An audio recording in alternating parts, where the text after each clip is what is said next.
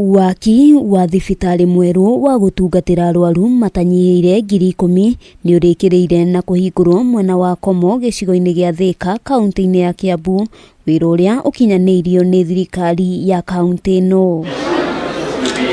Hau kabere muingi wa matura maya maracungagiririo guthie kilomita makiria ma 10 gwetha motungata ma urigiti, ndeto iria kuringana nao ni iramarituhagira kuona ingi maracungagiririo guthie thibitari-ini wa Thika. Thibitari ino gutiga thikinya level 4 iko thibitari nene ina macicio cia guthondeka andu, iko igikomwo na iko ina maternity thini wa Komo. Akiaria hindi ya kuhingura thibitari uyu, gavana wa kaunti ino James Nyoro augite kurika gwa thibitari uyu gugukorwo gugikinyaniria utungata wa urigiti hakuhi na muingi, akiuga gukinyiria riu arigitani 6 nio matumitwo guku. Nditukwaria na county commissioner tondu police administration police aria githima guku kwaroketwo AP nigetha akorwo akirora ati kundu guku kwina thayu.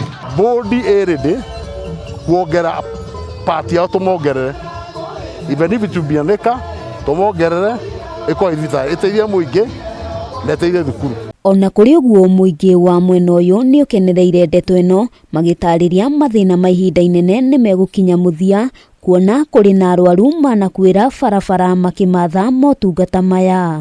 Kinyaga munyunene maguni guthie ndakuone nduthi niguo mahitia muno tondu ndirarangika ni ruo, na riu ri njukire kahora nginya guku nenie nyuma na bemwe kuthondekwo haha na ndaheo dawa. Handu-ini ha Kameme TV, ritwa riakwa ni Wambui wa Njuguna.